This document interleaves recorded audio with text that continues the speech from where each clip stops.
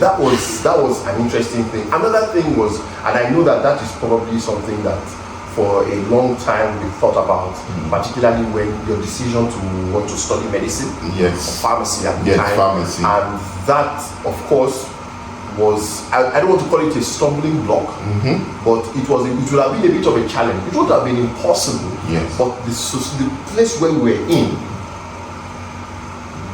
made that a bit of a problem. It made it a Herculean task. It was a significant mountain to surpass. And as God will have it, given the circumstances, you remain extremely highly adaptable. And I honestly would credit your resilience and God in His infinite mercy is having your back. Maybe some of us, your friends to an extent, in your ability to first undergo and succeed at a bachelor's degree, and then you embarked on an MBA. God, man, I was so proud of you. I remember making jokes about when you were going to serve, and I was like, you see this man with a significant disability, and you post him all the way to Sokoto. I remember I used to make jokes about that. I won't go to all those. He even called me a name. That had to do with Sokoto, but I won't go there because I want my own safety. Thank you. Interestingly, I will just clear this because it's important for us to specify.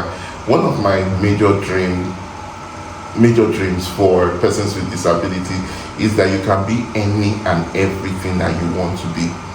But here is where I'm going to be shedding light on some of the limitations that made me not go for the pharmacy that I wanted to go for. Number one, for me to live where my parents are, it will involve more funds. Another one was that the state I was stationed at the time, that's in Lorry, they were not offering pharmacy at the time. So I had to look for a way to just readjust and realign. Okay, that being said, we went through adventures together, right? And I want you to actually look at it from the aspect of how we were able to get it done. I'm an advocate for persons with disability. You are not pampering them, but you are filling up the space. For example, somebody who is on a wheelchair only needs somebody to be his leg. Somebody who is blind needs somebody to be his eye, and deaf, somebody to be his ears, so that the potential inside can get full expression. So when we look at our society, unfortunately, you happen to be a lecturer, you happen to be one who has occupied influential positions over time. What would you say we can do better? For some, they say the structures are already there, but how do you feel? I think there's still a lot to be desired when it comes to support for people living with disabilities in our society. I would like to correct the misconception of support. The support I see is not so much of the physical support and support in terms of infrastructural development and adjustments to accommodate people living with disabilities, as much as it is pity. And it upsets me to no end. I don't want anybody to pity people with disabilities. That is not the point. The point is, look, these people are just as good as we are. They just cannot get to certain places because of some of these things. So how can we expose them to the same type of opportunities that we who are not living with overt disabilities are exposed to?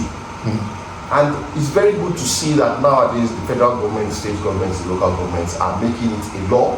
Even the private sector is making it a law to have ramps, because I know how we struggled with getting up steps. And thank God that the nucleus of friends that we had was not exactly very small, and we were relatively strong in our own right. And amongst 3-4 of us, we would be able to lift you up the steps every time you had to. But then it meant that whenever we were not around, that could be a problem. I remember horrible, yes. I remember when you had to go and open a bank account, NYSC.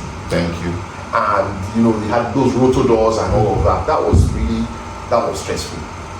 And when you had to go to Sokoto for the NYSC airports, exactly, flying, that was another issue. But things have improved significantly since then, and that is good. But there's still a lot more work to be done. Yes. All right. Ramps in buildings, not just the entrances, but sometimes where you have instances where somebody has to go up to the 4th floor. Like for instance, in my building where I work, it's 4 floors, and there's no elevator. And the labs, our clinical labs, are on the 4th floor. So you can imagine for an individual, for instance, somebody like you who is a lab technologist, exactly, how will he get up that place? And then there is also the matter of bathrooms. Bathrooms. I have so many examples and so many stories that you and I have had to experience, even more recently, as last year. Yes. Where we can do better with that, especially here. I mean, I've traveled around, I've been to a significant number of countries, and I've seen the way people who are living with disabilities are catered for. Okay. I'll be asking you 2-in-1 question. Number 1, do you feel if you hadn't met me or we hadn't related, you wouldn't have been able to appreciate what it means to appreciate the life of a person with disability to the extent that you have? 1. 2, how did growing up with me change how you see persons with disability? So you get it right? Absolutely. Okay. Absolutely. Yeah. Yes, I think that it takes experiencing something for you to be able to authoritatively be able to speak on the matter. But experiences can be in 2 forms. There is the lived experience, and then there is the experience by which you are living through the lens of another person's experience. Okay? Now, as much as I might be able to discuss or to talk about people living with disabilities, I do not have a disability. But I have a friend who has a disability. And I was confronted daily by the challenges that you had to go through, because we had to figure out ways to surpass these challenges, to overcome them. So yes, growing up with you definitely helped to form my perspective on this matter. And that is not an experience I take lightly, because it informed a lot of my decisions moving forward. It made me more compassionate. It made me more understanding of these conditions, and knowing how to help people who come across my path who have similar challenges without pitying them. No pity. It's just accommodating. There's a difference. Thank you. I think I'll just go with the last question, and that is, if you were to advise someone living with disability, a family living with someone with disability, and the society at large, what words will you give them, or what's that word you would want to share? It's easier said than done. Yeah, that's the truth. And no matter how well you think you are prepared for circumstances like this, situations like this, nothing ever truly prepares you. Because just when you think you've got it all figured out, another challenge presents itself. So in a case like that, I think it's very important for one to remain highly adaptable. Never say die. Don't give up. Because,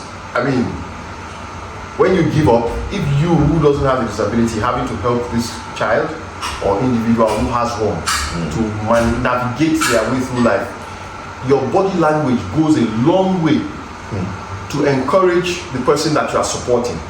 They cannot see you struggling, because if they do, then they themselves will give up even before the fight has begun. So it's very, very important that you maintain a strong fast. Of course, there are going to be times when you are going to be overwhelmed. I can't even imagine how, Papa and Mama must have dealt with this. Because, there must have been times when they were really frustrated and they wished that they could do more. Yeah. And that is, they are the real heroes, honestly. The parents, the siblings, friends. The friends, yes, Yeah. very important Yeah. too, because the parents and the siblings won't always be around. Exactly. When they are not there, who are the people that you are able to count on? Yeah. That is very, very important. Yeah. Who is your circle? And this doesn't just apply to people living with disabilities. Exactly. It applies to all of us as individuals. Yeah. Who are those people in your immediate circle that you can count on when the chips are down? Yeah. There's nothing like it. Yeah. And honestly, the best gift that one can have in this life is the gift of good friends. Yes. Yes. You can't take away from I that. totally agree. Totally agree. Thank you so much, Miles, for that, and thank you for being a wonderful friend for over 37 years. It's amazing when you see support like I had, or I am still having, and that's exactly what I'm preaching in summary. What I'm trying to say is that we need to rally around these ones. It's confusing for a mother who never had a plan of having a child with disability and finds herself in that situation. What can the government do differently? We hear that we have between 25 to 30 million persons with disability in Nigeria alone. This is a significant sector, a significant number.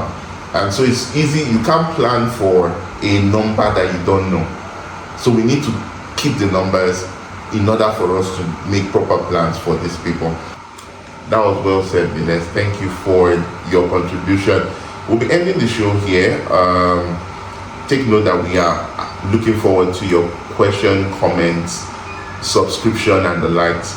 But just know that, like I mentioned earlier, that this is that show where you can ask any and every question that has to do with disability. So we look forward to the next episode, and I trust you'll be waiting for us. Bye for now.